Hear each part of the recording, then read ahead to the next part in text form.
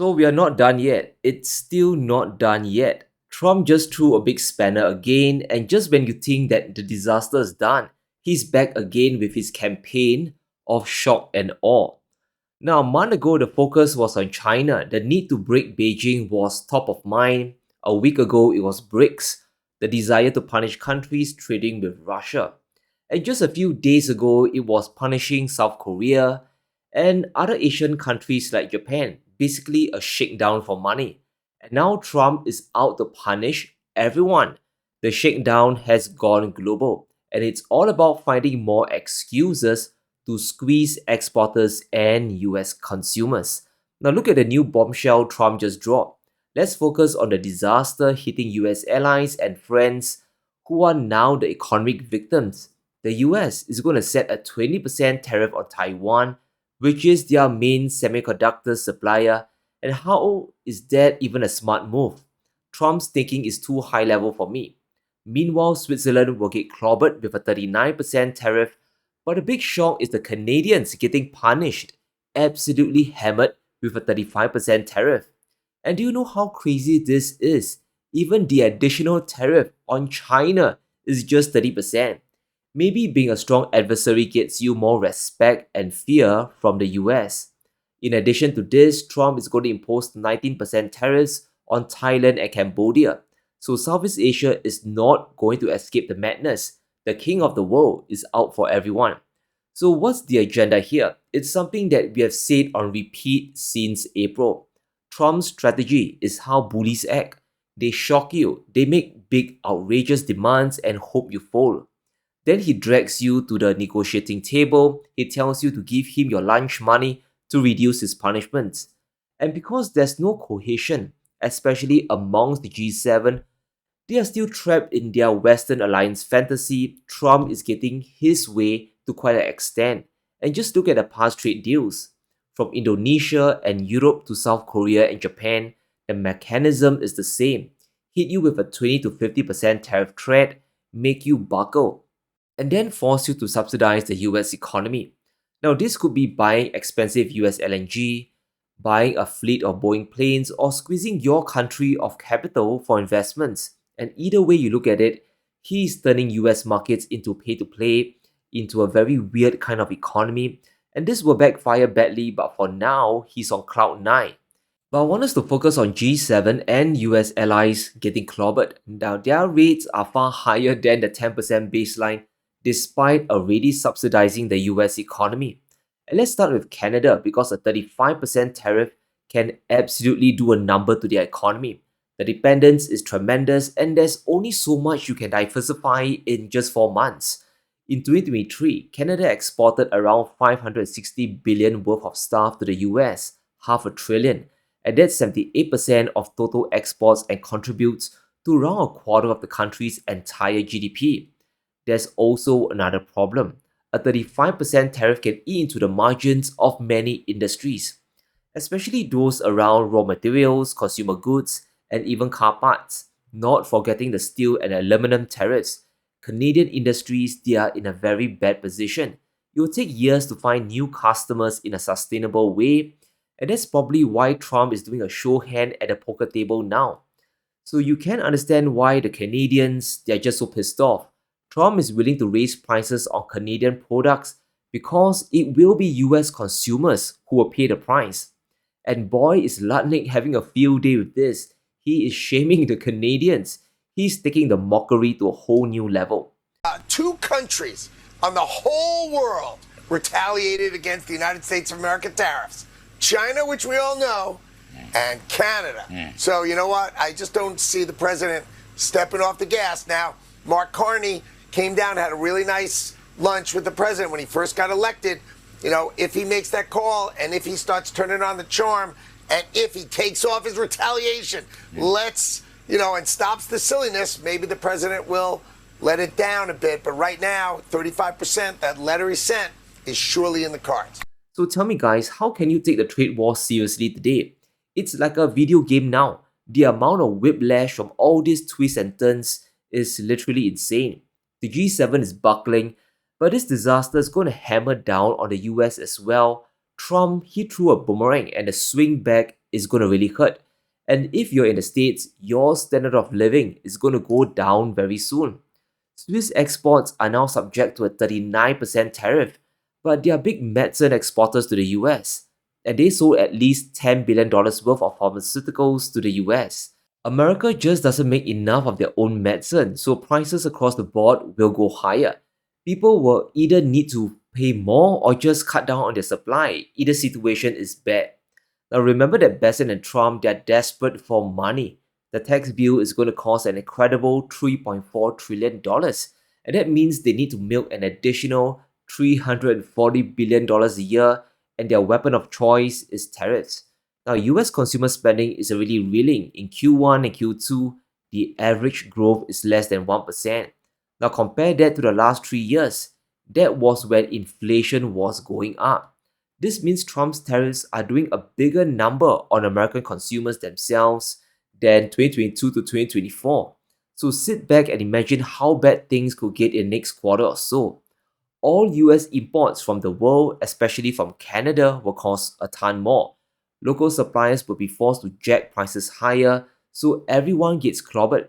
And this is where things get sad and very bizarre for the G7. Now, Trump probably wants countries like Canada to pump money into the US economy, and as we said, it's the same old playbook. But think about this a little deeper. Aren't the G7 already subsidizing the US economy? Who do you think is buying all those treasury bonds that BRICS is dumping? Just take a look. As China sells off their holdings, G7 countries are busy buying like no tomorrow. The UK now holds more US debt than Beijing. Canada, in particular, has been buying non-stop since 2021. In other words, they are subsidizing Trump's trade war against themselves. There's no other way to put it. Other G7 allies like France and Germany are also buying more, so in a sense, they have created their own economic crisis. Trump is not going to let up until he reaches his fantasy scenario. And what is that? Reshoring major industries from countries that have the highest trade surplus. It's no coincidence, and we can double confirm it with the tariff rates. Remember the underlying thought process in Washington. If the US has a trade deficit with you, it means your industries are screwing US markets. And to balance the scales, well, we have to clobber you harder. Now, Trump has split the world into three. If the US has a trade surplus with you, the punishment rate is 10%. So no, you don't get to escape. If there's a modest trade deficit, the rate will be 15%. But if the deficit is big, the tariff rate will be much bigger, like the 39% rate on Switzerland. And this is crazy because it will foster a lot of resentment from countries, and it defies the very essence of trade. So to escape brutal tariffs, you are forced to buy more than what you sell to the US. Now, Trump really thinks that he checkmated the world, but there's another option he really hasn't considered yet. And that's the world simply not dealing with the United States as a whole. Both imports from the US and exports to the US will fall as a result. And when that happens, who do you think will benefit the most from this? It will be BRICS. Now, the big difference between the US and BRICS is population size. And it's simple to understand. BRICS will eventually get richer and the middle class will grow. Today, it's around 50% of the world. So consumption and export power will both grow exponentially from here. And as the trade war continues, countries will be forced to buy and sell more with BRICS. So we'll see countries like India, China, and Indonesia become bigger exporters and importers. It's going to happen, but Trump just accelerated the timetable. So maybe it would have taken 5 or 10 years to overtake the US. Now it's probably just 2 to 3 years.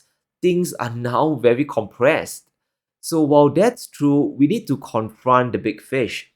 And that is the US-China trade deal. There's a lot of details that's being obscured. Most likely, Bessent is trying to badger and corner Beijing. But the Chinese, they aren't giving way. They know where the leverage lies. Just listen to Bessent. He's totally unsure and looks like he's on the edge of a nervous breakdown. The Chinese are tough negotiators. We're tough too.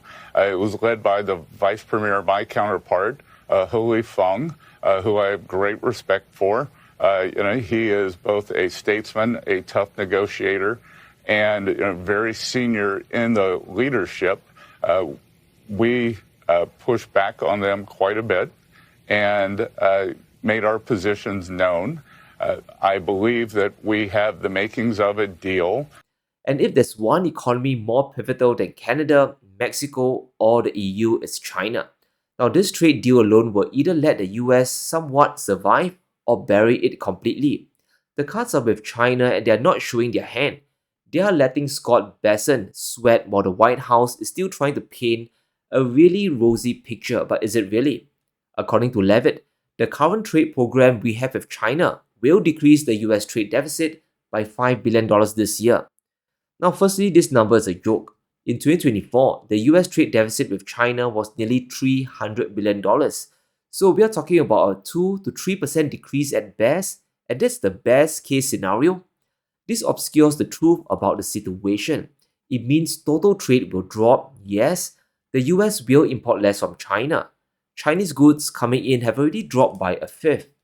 But it also means China will be buying less from the US as well.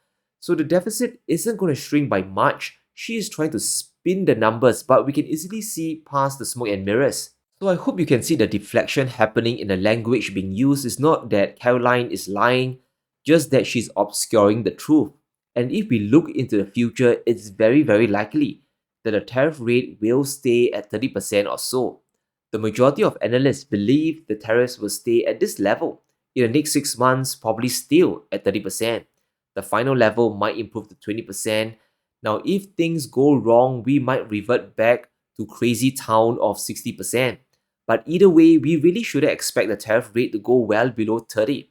The US and China tariff can never hit 10 or 15% because if it does, it will be very insulting to everyone, especially the G7. Now just think of it, if China runs a $300 billion trade surplus with the US and only needs to endure a 15 or even 20% tariff, what's the point? We get punished being an ally or even as a neutral country. So you can see how Trump has sandwiched the US in a very untenable position. He has boxed himself into a position where he can neither retreat or advance. The problem the US faces is how convoluted they are making the entire tariff war. It's like pouring 20 different types of drinks into the punch bowl and trying to get a consistent taste. Now take the transshipment penalties for example. And to be frank, we all know it's directed against China. There will be a 40% additional penalty on goods bypassing US tariffs. So if Beijing sends goods to Australia or Penguin Island and they get reshipped to the US, the country will get punished. The country might have to pay 10% plus the 40% penalty, so 50% in total. Now I have no idea why Trump keeps adding all these convoluted schemes. It's like some D&D dungeon master. It makes trade with the US absolutely exhausting. You need to refer to a 1,000-page booklet to even ship stuff to the US. It's just tiring. Trying to export to the US will be like pulling teeth. Well, it is what it is, right? Welcome to this brave new world. There isn't any complexity or deep thinking needed anymore. It's all about which side of the bed Trump wakes up on. But as always, let me know what you think. Can the G7 survive Trump's tariff nightmare? And what kind of US-China deal will be worked out? Let me know in the comments below. Stay safe. Be sure to smash the like button and subscribe as we navigate through these crazy times.